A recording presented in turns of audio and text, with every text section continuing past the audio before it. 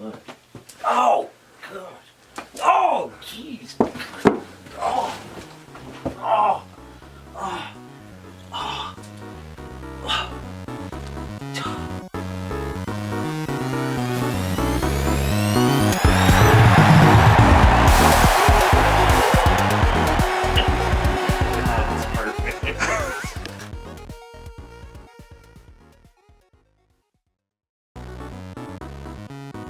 Welcome to Exploring the Ozarks, where we learn what defines the culture of the Ozarks one person, place, and story at a time.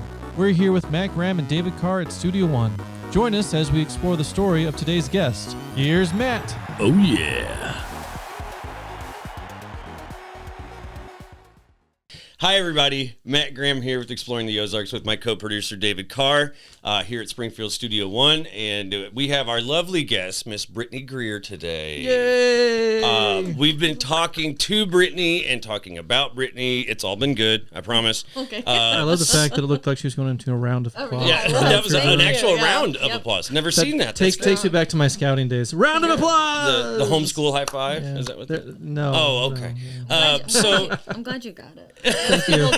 That's why I feel like I had to shout out about it. I was like, people need to know. Round of applause. They think I just can't clap right. This is new. I don't know what she's doing. She's a fancy clapper. Yeah, she doesn't know. I'm trying to remember the other ones we used to do too in the Scouts. Like there was a round of applause, and there was a couple other things you did that were like funny types of claps that were just... Oh dear. Yeah, that one's my favorite. We're going to have to get the Boy Scouts in here to show us their funny claps. All right, I like this. Because Monty Python does funny walks, so I'd like to see a funny clap. I've never seen this in my 42 years. But please comment below the funny claps. Yes, please. If you have any funny claps, show us. But otherwise, Brittney, we've been talking about you since I met you over at Ozarks Live one day. That was when I was there just for an interview, I think, right? Yeah. Because she forced me to host it with her a couple weeks later, and it was a blast. Forced. But, I love Cammie. Cammie's awesome. I'm going to call on that. Forced, yeah, right. Yeah, she's the best. Yeah. She's so fun. It was a good interview too. It was good. Matt did a good job. Yes, I enjoyed it a lot. The hour goes by really quickly, but she does a good job on that show. Oh, she does. She makes you feel really comfortable. Too. Yes, she's she so does. Sweet. She is. I worked with her in a couple of web series, like a long time ago. So yeah, I knew her from like acting and stuff like that. Okay. She's so sweet. And she was a good actor too. She just didn't give herself enough time, I think, Cammie, to do this. She's really good.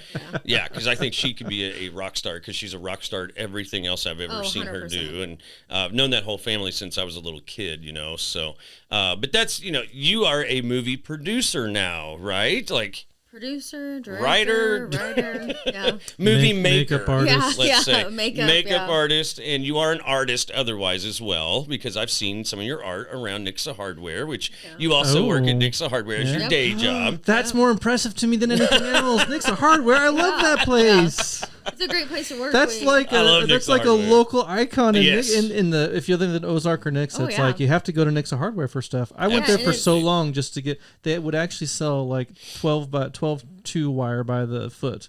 I don't know if they still do that, but it's actually like our 125th year too. Oh wow! We're having like a big celebration. I feel like we need to bring in the owner of the Nixa Hardware now. I bet we could get Cammie here too. She's good on TV. I cannot wait if you do that. Like awesome! That would be awesome. Sorry, I know we're talking about all these really cool, exciting things you know how to do. Film and makeup and all these, and then Nixa Hardware, of course, is the thing that gets. Yeah, everyone's like, we don't care about the movie making, but Nixa Hardware. Gosh, I grew up in Nixa my whole life, and Nixa Hardware I spent a whole lot of time at. Oh yeah, we actually filmed. They let us film a couple of scenes. Good for Happy Halloween, and because we didn't have a principal's office, we didn't have. I feel like maybe you should describe Happy Halloween first. Yes, I was going to say, first of all, let's talk about what you do with this. I mean, Nixa Hardware is awesome. But this is just like a promo for Nixa Yeah, Hardware. it is, really. I mean, and you're they need welcome. Yes. Go to Nixa Hardware. You're welcome. Yes. Yeah. Just not on Sundays. I found that out last week. And I should have known. Even better. But, but, so you made a movie, and this is not just like people say, oh, I make movies. There's a lot of people that we know now that make movies, and I hear it a lot from people. But with things like Sato 48, short film shout challenge. out to Jack and Jaw. Jeff and Jaw. Jeff and Jaw, sorry, Jack. They're good friends of the show, but I just called them the wrong name. But I'm sure they're laughing now too. Yeah, they're great guys, so they're cool about it. But you have a lot of influence now that we have what you're doing as well. If you want to talk a little bit about that. The Ozarks Film Foundry. And Matt is on the board. I'm the board president and founder and all that. And but that's all about building the film industry in the Ozarks. We're working towards getting a film commission. We're working towards building a media production lab on the second floor here, 12,000 square feet. Lots of room. Oh my We're going to be doing workshops, which I was going to talk to Brittney after the show about potentially doing some special effects makeup workshops, which I think she's excited about this. Because what you're about to see is during this process of this promo we're doing with her, or a full-on podcast, you're going to see some special effects makeup coming. And maybe right now. Yes. I'm Landmark excited. Event here. I'm excited that I get to be a part of it. Yeah. You could have some blood coming out of my ear if you want, or whatever. Some real head trauma stuff.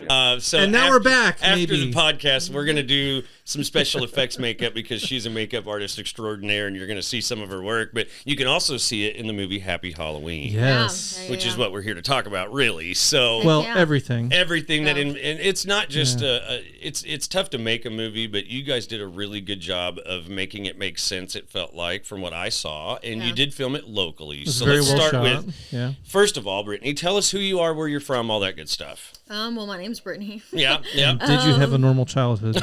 My mom. They mom loved Halloween because she loves horror films. This is a question she gets a lot. That's why I had to ask it. I'm wearing a Sydney shirt from the spring. Anyway, I interrupted. Tell us about yourself. Yeah, I did have a normal childhood. That's something my mom says all the time, because I love horror movies. Good. And most of what I write is towards the darker side of stuff, and right. But lighthearted, very Scream-esque, very Buffy-esque, where it's it's obvious. Right, horror. You're right, and you have your very 90s. My writing style is very 90s. I love it. It's Buffy. Funny how that's like a genre now, 90s horror. It is, yeah. Well, they busted loose a genre that was so gory and just so intense for a while. Well, and over the top, it's like a cliches all day. Boobs and boobs and blood. Yeah, boobs and blood. And yes. They used to say you had to have the 3 B's: boobs, blood, and babes. So it's just interesting. Scream kind of changed that for everything, but. Everyone's probably watching this that knows me is just like, gosh, dang it, she's talking about Scream again. Well, aren't you going to Comic-Con soon? And you've been working on a masterpiece of art that you're taking up there as well? I've got 3 done, but Nev Campbell, due to scheduling conflicts, she can't come. So now I just have Matthew Lillard and Skeet Ulrich. Cool. So fingers Nev crossed. Campbell, so that's an icon. You grew up watching these types of films, and it inspired your work later on, of course. But that's my mom tells everybody, she was a happy kid. I promise she was happy, and I was. My mom showed me Scream when I was 10 in '96 when it came out. My dad showed me Killer Clowns from Outer Space when I was 5. Oh my gosh, that's great. Which one of these films made you think, oh yeah, I want to do that? This is something David and I have been. Not David me, by Watson. the way. David. What's the other David? I like Brittney. I'm gonna give him a shout out. Yeah, David Watson, who's a phenomenal cinematographer. He DP'd, edited, colored Happy Halloween, and cool. He's made it what it is. In all honesty, that's awesome. But he's fantastic, and he and I have been kind of working on a podcast. We haven't really shared anything. We haven't really done any. We've been banking some episodes, and that's something that we've talked about is. There's a lot of these shows and movies that influenced me as a kid, and I didn't realize that it was influencing me into the way of, I want to do this because I'm from a small town and I didn't think that was possible. Right. I didn't think you could. No resources. Make stuff right. Yeah, I didn't think you could make stuff, and it's not easy to make a movie. So. And it's like I didn't want to move to LA. I didn't want to move to New York. I love my family, and so it's like being that far away just sounded crazy, and so especially when you can do it here, right? And I didn't understand that because when I was a kid you couldn't, right? That wasn't something. It wasn't accessible, and all of the editing stuff, everything was so expensive and so high end. Yes, well, you think you have to move to a place like LA to be competitive in the market, right? Yeah, I feel like horror is a completely different spin on that because it's not like you have to go spend a major motion picture budget on something and get a pretty good result out of it. Right. I mean, I think the first Halloween movies were filmed on $100,000 budget or so, and that had Kevin Bacon in it, for goodness sake. The first Halloween for the longest time was the highest grossing independent film.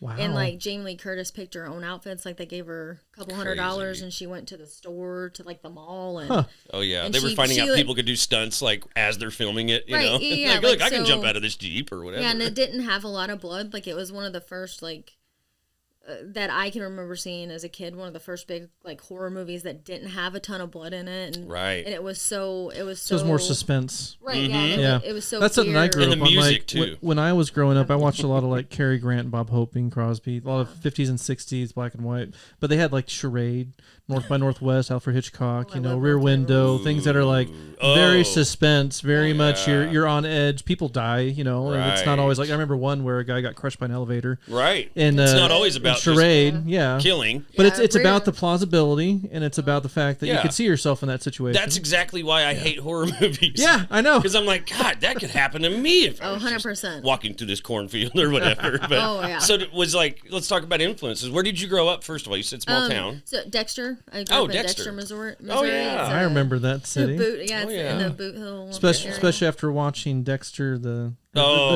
serial Yeah, killer that's what everybody TV says. series. Yeah, anytime I bring up Dexter, they're like, "Oh, did you watch that show?" I'm like, that show came out way after. After. Like, Dexter's been around for a while. Yeah. Like one of the best series ever, though. That has to do with horror, until I guess. The ending. I never actually watched the whole or any of it. Actually, I just know what it is. You've never seen Dexter? No, I have not. Oh my gosh! The first like I'm one of those guys that like are really good. Yeah, gets good to know. Oh my gosh, yeah. But I will go and I learned early on in life that I don't necessarily want to watch everything everybody else wants to watch. But IMDb exists, and they have things called synopsises. Oh. So I will go in and just read the synopses of things that where I'm like, I don't necessarily have the time or desire, like horror movies, for You're example. a Cliff Notes guy. Sometimes. Sometimes. Not with Dexter. Matt, I see the disgust. Get into it, I dude. see the disgust. I just say that's one of the few I've repent. actually watched all the way through. It's like, and you gotta get on my level. Yes, get it's on great. My level. But it does have a lot of gore and things like that. I mean, the guy sets up a kill room, for God's sake. Oh, yeah. I'm not a big, like, I don't like the blood and stuff. Like, I like the suspense type thing. His is more blood spatter than anything. But so I love you fake blood. grow up in Dexter, and you had to fall in love with all of this at some point. So, like, what age? You're talking 5 years old. 10 years old, you're having these influences. But when did you move from Dexter to this area of the Ozarks? I was my junior year of college, so I went to JUCO school in Poplar Bluff, which is Three Rivers. Yeah. Shout out to anybody that went played to Three baseball Rivers. Against them, actually. Yeah. I played softball. Yeah. Nice. And then I came up here because they had a film program. And, Sweet. And I met Joseph Gordon-Levitt and Whoa. Thomas Jane. They filmed a movie called Kill Shot in Cape Girardeau. Sounds familiar. Sounds very familiar. Yeah, way back when. It had like Diane Lane and Johnny Knoxville, and and they shot it a long time ago. And me and my sister and one of my friends went, and we just like hung out.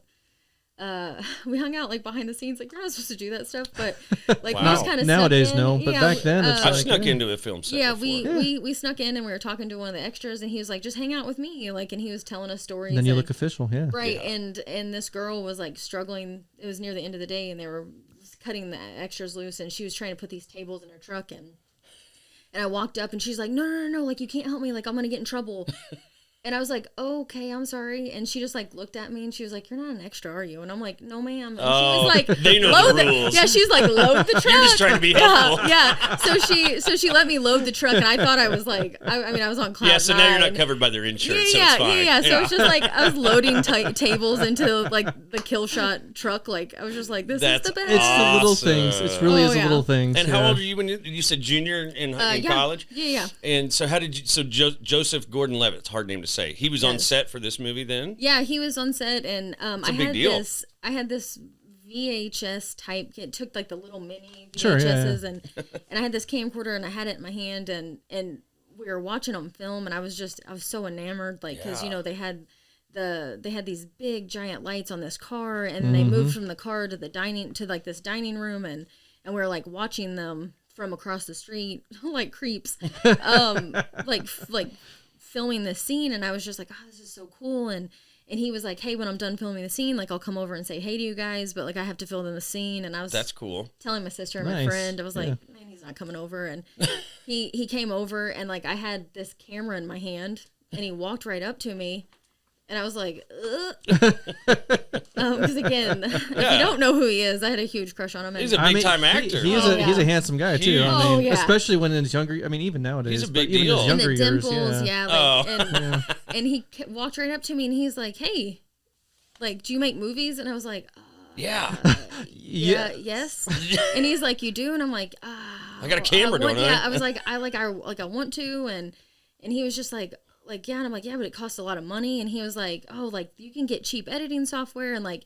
He's like, you just need to keep cutting your stuff, cut your films together, like just keep pushing. For him. And he was like, awesome. yeah, and it was the neatest thing. And so Free advice, I have this super autograph, cool. and he put on there, he's like, keep cutting your movies together. And I think he's one of the best actors ever. Did he autograph your camcorder? Is that what he did? No, my mom was like, what were you thinking going to this film set? We bought a map. I literally have Thomas Jane and Joseph Gordon-Levitt's autograph on a map. Pieces of a map, like not even Cape Girardeau, just like pieces of a map that I found in a car. That's hilarious. But you have a story for it now, right? Back in the day, you had to have maps. Like now, I use my phone. Pre-Google days, yes. Yeah, but and David will definitely watch this. But David's gonna laugh because he's gonna be like, Brittney, you still don't edit your stuff together. Like David edits my stuff. Like, but yeah, so it was really cool. Thing to think about is you got to find good people to help you with right. that. And that's the thing about films. That's something that attracted me. And I don't know if you have the same thought, but it's the ability that you get to work with multiple people to get it done. Oh yeah. Like there's no way you can make a film with just one person. I mean, that's why you can make shorts like 30, 60 seconds, Yeah. but if you get past 10 minutes, you get multiple characters, you get all these things. You have to have a crew of 5 to 10 people at minimum. Yeah, it's definitely a team effort. Like that's. I'm very thankful for anybody that watches Happy Halloween and says like that comes up and says like congratulations, like you did a great job, and it's like it's not me. Yeah. Like we team have effort. we have a amazing cast, we have an amazing crew. We had a lot of people that dedicated like blood, sweat, and tears. But like, it's not so just hard time, to get that many people on one page together. Oh yeah, for something like this. But especially think about a lot of fun, creative people in general. Yes. It can be kind of hard to wrangle, I guess, yeah. like herding squirrels from what I've heard a little bit. But sometimes when everybody kind of sees the vision, though, it makes it a lot better with crews and all that kind of stuff to get on the same page together and all that. Yeah, it's definitely a team effort, and I miss playing sports. Yeah, and so like that's kind of the camaraderie. That's kind of what I think. I kind of think of it as it's like you're on a team sport, like. You know what I mean? Like you have your starters and you have people that have to come in off the bench. You know what I mean? That may not be there every single day, but like they come in and some days they come in and save you. Right. You know what I mean? Like sometimes you get players hurt and like you got to maneuver things around, or like you lose a home game and or the, so it's like how it feels. With that analogy of sports to films, which I think is a good analogy. Yeah. It's time to go to our commercial break. Stop it already? Already. Time flies by. So during our commercial break, we do multiple things. One of the things we may do is give you a sneak preview of a makeup tutorial that Brittney's going to be doing on masks. Or this would be a good spot for Happy Halloween. Or we may have some clips. We may do all of that, actually. Yes. Brittney can give us some short Halloween commercial things. That'd be good. Yes, that'd be good. It's a great movie. We'll talk more about it on the way back. So give us a couple minutes here. We'll be right back on Exploring the Ozarks.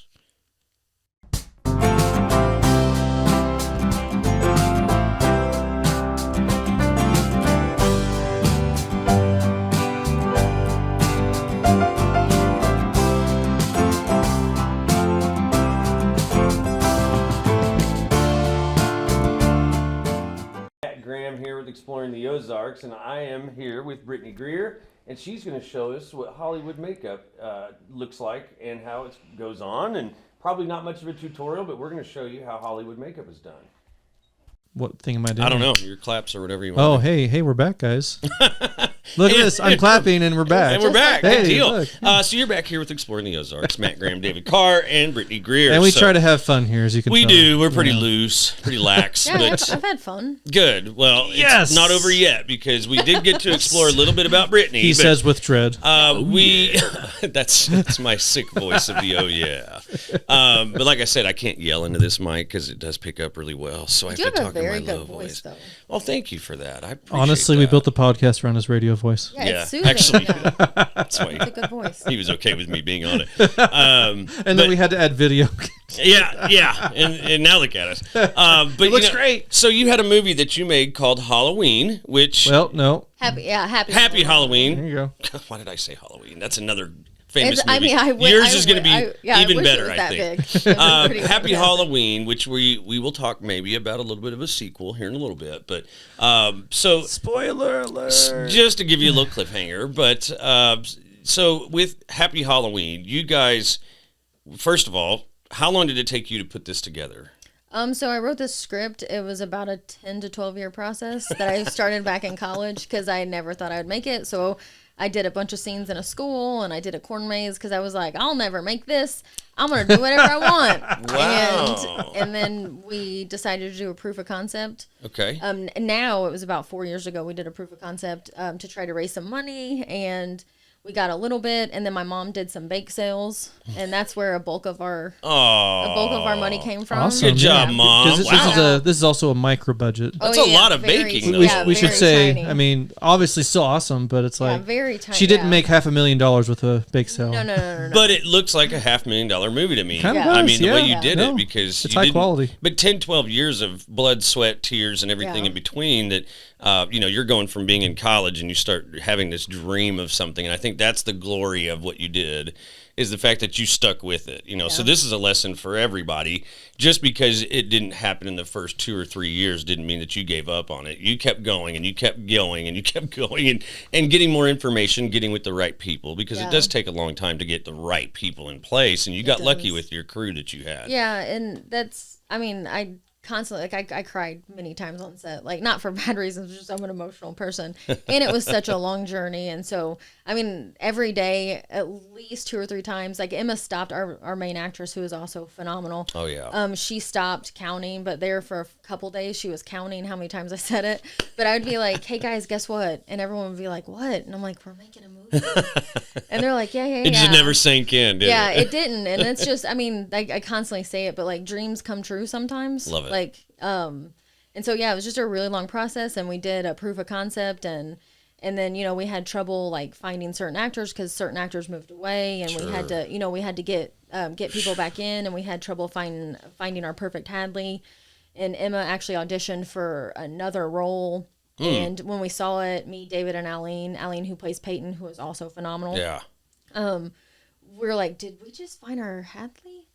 And so we asked her, hey, like, would you read for Hadley and do like side, like, can we pivot? Can we send you sides for Hadley? And she sent them to him like that. And oh God, like, we were just like, oh my God, like, this is Hadley. And I was just like, that's it. And David's like, calm down.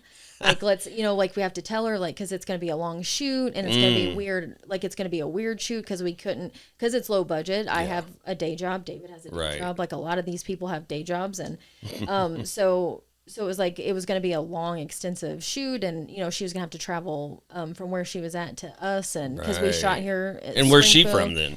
So she's from St. Louis, okay. But she's out in LA now. She's got a couple movies on Prime. And wow. What's her full name? Emma Reinangle. Okay. We'll take a look for some stuff that she might she's have. Great. And Aline O'Neill, she's got some stuff going on. They're phenomenal actresses, though. Yeah. They're really good. And you got lucky on that. Yeah. So how did you hook up with her? So. How did you hook up with these people? So Aline was in our proof of concept. Okay. And when she did a self-tape for us, David had known her prior to the self-tape, but didn't want to tell me because he didn't want to be like, yeah, dude, she's really good. Wow, he just wanted let to you see it. Yeah, he just wanted to see my opinion on her. And, nice. Yeah. And I was just like, this is exactly how I thought Peyton would be in my head. Wow. And so Aline's been with us since the proof of concept. Wow. And we didn't want, and we had some stuff because she got Will Trent.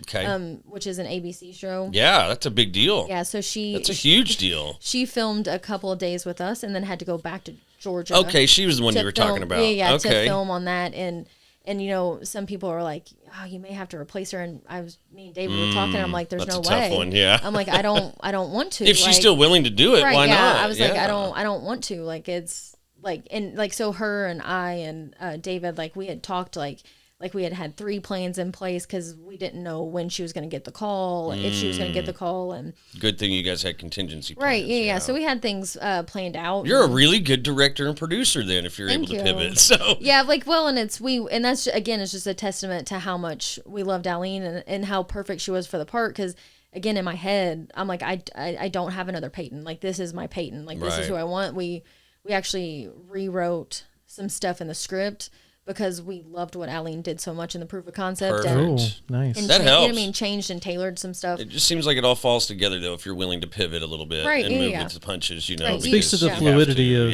filmmaking in general, too. It's like sometimes, that's the nice thing about filmmaking, is it's a large group creative process. So sometimes you think as a writer, as a director, you're like, oh, I have a perfect vision in mind. And there are some directors that are that way. I think Alfred Hitchcock famously said, but good luck if it ever sticks. Yeah, well Alfred Hitchcock, for example, he's like, as soon as it's storyboarded, the movie's done in my mind. Like, you just shoot the shots as they're drawn. Okay. That's what he would do. Okay. But, there's so much flexibility, especially nowadays with the equipment and everything, that you could be moving around and like changing things as new people bring in new ideas, to an extent, of course. Back then, it was like, if you didn't follow the script, though, you were out. Yeah. It could still be that way on some sets. Improv, though, is like wasn't a thing 20 years ago. Well, almost, in it feels like Hitchcock, they used to say that his storyboards were so good. Oh yeah, no, he could leave set. Didn't need to change. And you would have the movie. Exactly what to do. Yeah. Like he could just not be there. I mean, obviously there are some directors that are that way. Yeah, where it's just like they know exactly what they want. And you just listen to them. That's awesome, though. Yeah. Me and David storyboarded. I had storyboarded the entire movie from scene 1 to the very end. Wow. And then for almost a year, we would meet once or twice a week, and then we actually shot listed off of the storyboards and changed, and that's another thing that David's really good at. I was going to say, he's very creative. Like he just has a really good eye for it, and and something I told him from the beginning is because I love Halloween. Like Halloween, the holiday is my favorite holiday. It's my favorite time of year. Obviously, I've got pumpkins on my wrist. Right. So did you shoot this all at Halloween then? We shot September, October, and November. So And then we did pick up shots because you can't shoot it all at once. Yeah. No. In the house in Nixa, like we had some great locations. Yeah. The house on Main Street in Nixa that's all decked out in pumpkins. Oh my gosh, you got to use some of that. Yeah, they were gracious enough to let us film two spot. major scenes. Oh my gosh, man. And in my head, the whole town is supposed to look like that, but again, we didn't have the budget, so we're very thankful. And when you think about budgets in movies, a lot of it's just paying for decorations, and sets. And these people spend a lot of money on their decorations for that house. Oh yeah, and like food, like people don't realize like how much craft services, just feeding somebody. How much it costs to feed. I mean, imagine people. Feeding 60 people 3 meals a day. Gosh, I mean, that's it's a big just budget right there. It does. It eats up your budget, and we got to film at the Aurora Corn Maze. Like I was going to ask, that's where I was headed next. So that was where you guys filmed, was the Aurora Corn Maze. Mm-hmm. It's a super awesome corn maze if you've never been out there in the first place. It's huge, and they're really nice. They're such nice people. And did you just wait till they closed and then you guys would come in and film? So we filmed on evenings that they weren't open. Okay. And they were really nice, and they kept the lights on for us, and and they were just like, hey, like, we paid to keep the lights on, essentially at night, and they were very nice and gracious. That's and they, nice. It was just perfect, and that was like a big thing. Like we kept joking, like we can't do this. We're not going to be able to find a corn maze. And then the corn maze was our easiest location to find, and like we just, beating our heads against a wall about like schools and stuff like that. I was going to say, where else did you guys film? Because being in a school is very difficult to get. Yeah. So we filmed at like MSU for the classroom scenes. Okay. And the hall room scenes. And then the place that we filmed outside, they don't really want us saying where we filmed outside because it's a horror movie. Right. And then we filmed in Nixa Hardware, our principal scene and a hallway scene. We filmed at Nixa Hardware. And you go get an office. Which was great. Like literally, we were there at nighttime. And okay, I thought you were going to say you killed somebody in one of the aisles or something. No. With whatever is available at Nixa Hardware to do that right. with. Which it has a great selection of things. Yeah. We do have a great selection of weapons. Yeah, they do. Chains, whatever else you need. Yeah, and our friend Ryan Smith, him and his wife were again gracious enough to let us use their house, like so the outside of their house, and we used their bedroom downstairs at their place, and they let us come. We had everything you see outside of Hadley's house, we had to take down. Oh gosh. So all the decorations, so you're just like resetting constantly. So you did all the shooting, you shot over several months, you had to work all these schedules, but you got the film done, which was amazing. Yes. So the film itself turned out really well. I mean, we've all seen clips of it or parts of it. So what was it like after it was done? Like the next step was of showing it to an audience. So how did that work out? That was a good question. Yeah, that was a good experience. We had Tyler and Kong came in and helped do like our sound design. Kong. Yeah, they both saved us in all honesty. I didn't know Kong worked on that. That's cool. Oh, Kong, he works Kong with David is quite a bit. and Kong's a local legend. Yeah, we would like to call him a sound god. Oh, he's phenomenal. Didn't know that. Him and Tyler came in and saved us, and we worked with Curtis Killingsworth, who works at the Alamo, and we actually had a premiere there, and we were and not excited. just one night, like it was a whole week. We didn't think like every night. Yeah. Well, and talk about that deal a little bit because it wasn't just like you scheduled a week out. It was. Yeah, no, like it was showing. Because it seems like you just got done with it whenever, like you just wrapped it up, and then it was in Alamo, and I was like, that's. Yeah, well, I mean, it took us almost a year. We finished in November. Okay. And then we did a couple pickup shots in May because we have an end credit scene. Because we want to do a sequel. Yeah, there it is. So we have an end credit scene, and we had a couple pickup shots because there was a couple times where I was like, I wanted more blood, but we had a very tiny crew. Right. More blood. And more blood. We didn't have a lot of time. Like we had very time sensitive and. There's sometimes you're at a location and they're like, hey, you got how much longer you're gonna and so you try to be as respectful as possible because these people are like letting you come into their homes. So it's go. You got it all the way done and then you're at the Alamo. Yeah, and we're at the Alamo and Curtis Killingsworth, shout out. He is awesome. Alamo in general, I love the Alamo Draft House. They're very supportive of like independent films and like local people doing films, which is phenomenal for independent filmmakers. Because they're based out of Austin, Texas, and that's a huge scene down there. And that's kind of what Alamo's known for is like kind of their low indie type vibe and cool. Like the underground stuff and so Curtis got us a premiere, and so we thought, we're gonna have a premiere showing and do a Q&A.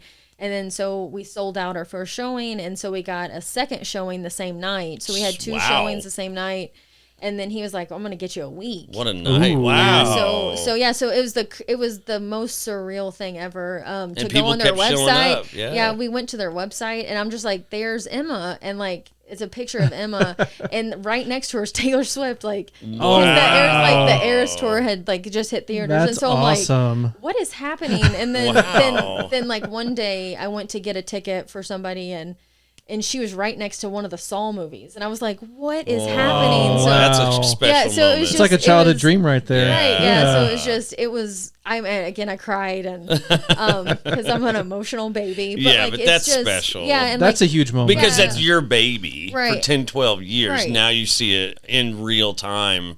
I bet that had to have been a pretty good feeling. And I had family, like my mom and my stepdad and my sisters and my brother-in-law and my niece, who was only a couple months old, she came and I bought her like this little Halloween shirt. And so she's wearing this little Halloween shirt and she's at this movie and they gave her a certificate at the Alamo that says like my first movie. So that's like, cool. Like her first movie in the theater's mine. I'm not going to cry. I promise. Awesome. But so to have my family there, to like, They said it was kind of neat to see me in my element, like with these people that they've heard me talking about, and they saw these pictures and they knew that for the past like 10 years I've been collecting masks and pumpkins and Halloween stuff and learning how to make your own blood or what? Do you make your own or do you order it? What do you do? It depends. I know some people have preferences on making it themselves. It depends.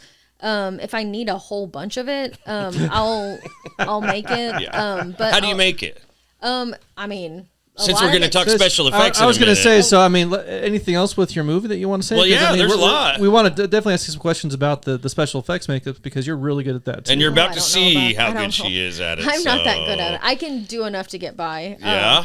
Because I'm to make a movie is what she's saying. Enough to make a movie. I'm an indie filmmaker that couldn't afford to pay anybody to do it. Sometimes that's the best stuff, though. We've had special effects guys on here before that blew up stuff, and he didn't have budgets, so he had to just pick up what he could and blow it up or whatnot. You have to. Or how to set up a car to blow it up to make it look like a movie. You have to make do. Yeah, and I don't know. Just to say like how thankful I am. For everybody that helped. You know what I mean? It's you just don't understand how much goes in to making a film until you're there. Like it's just things you don't think about from food to like they need tickets for the dance. So, I had to make I had to make like Halloween tickets because it's a dance. And, and then you have to think like everyone has these costumes and the music and the lights and lights and, and again, oh gosh. Yeah. having someone like David Watson, who again, I can never say enough good things about the guy. Good.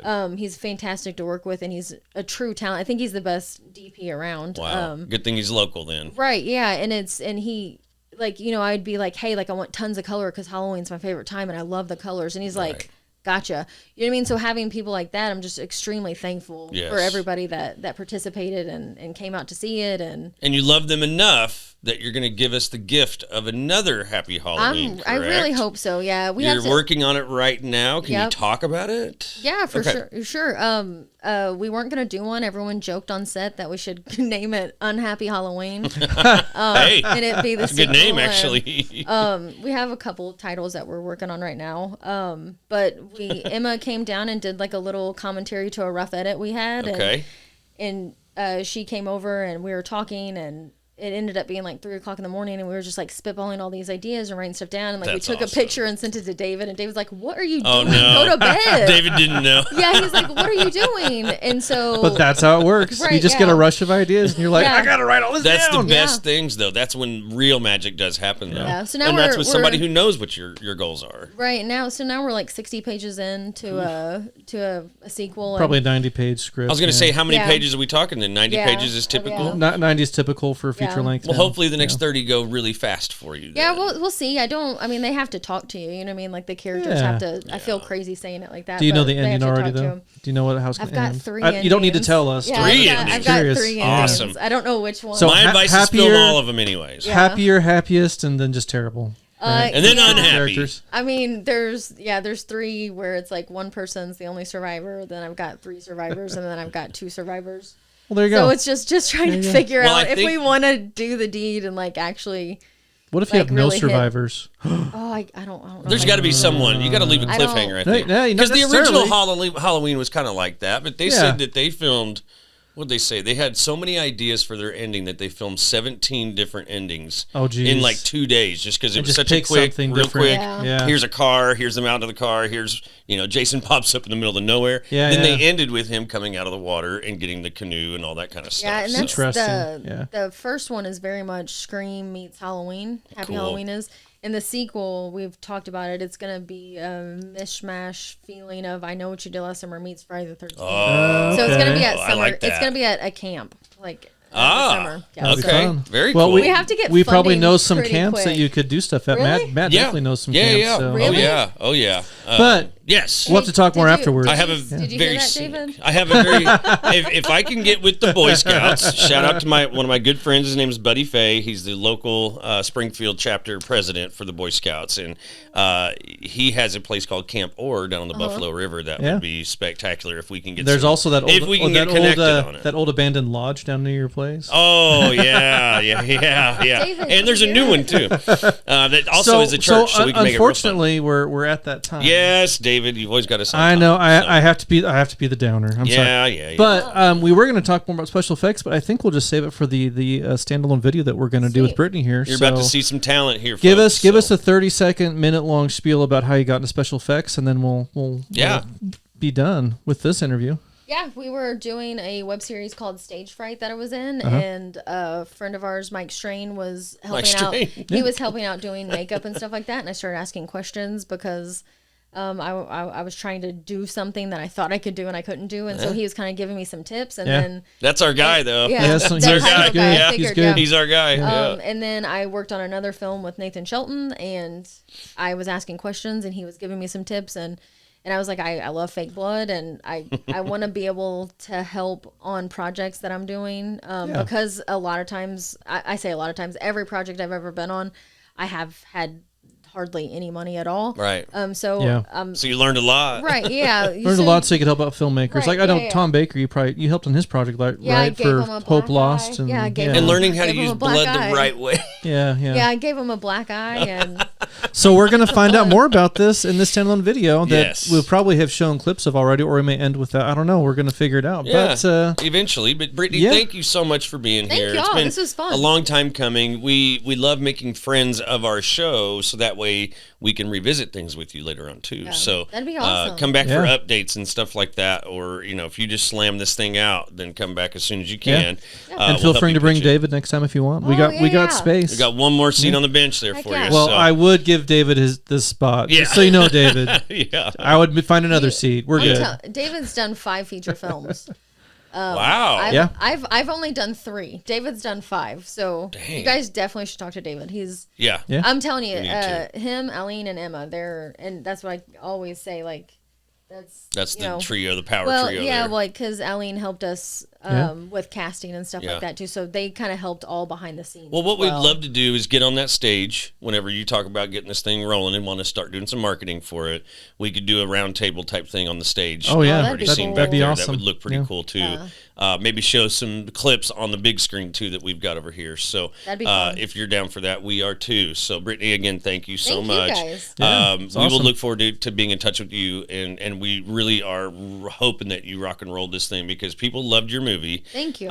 Even the critics loved her movie, and that's the best thing you can ask for, I think, at that point. But otherwise, thanks again, and we'll keep in touch with you. Everyone else, keep exploring the Ozarks. Thanks again for listening to Exploring the Ozarks. Make sure to like, share, and subscribe to our social media channels to help us keep exploring the stories of the Ozarks. If you're looking for more ways to support our show, we have sponsorships for businesses and Patreon for individual supporters. Check the links in the description for more details. Thanks for your support, and keep exploring the Ozarks.